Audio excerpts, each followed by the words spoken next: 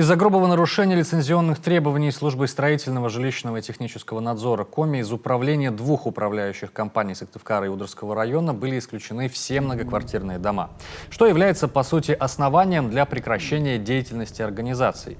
Вместо них назначены временные управляйки. Аннулируют лицензии еще 10 управдомов, документы уже поданы в суд. А 2 руководителя управляющих компаний были дисквалифицированы. Как рассказал исполняющий обязанности руководителя службы стройжилтехнадзора Роман Шашев на заседании экспертного совета при постоянной комиссии Госсовета по вопросам ЖКХ, основные нарушения – это непринятие мер по промывке теплосистем при подготовке к отопительному сезону, а также наличие долгов перед ресурсоснабжающими организациями. Всего за 9 месяцев ведомством было проведено свыше 2500 плановых и внеплановых проверок, в том числе в Уктыле, где люди жаловались на отсутствие в квартирах тепла и горячей воды. У нас был оценен весь жилищный фонд на территории Вуктыла. В отношении управляющей компании были выданы предписания об устранении.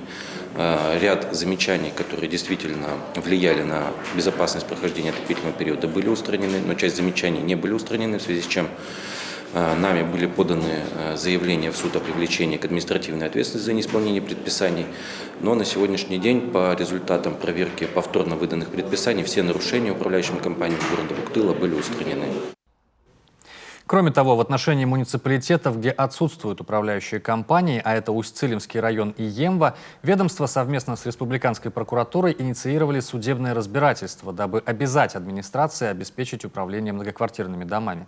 Как известно, именно из этих муниципалитетов больше всего поступает жалоб от жильцов многоквартирных домов.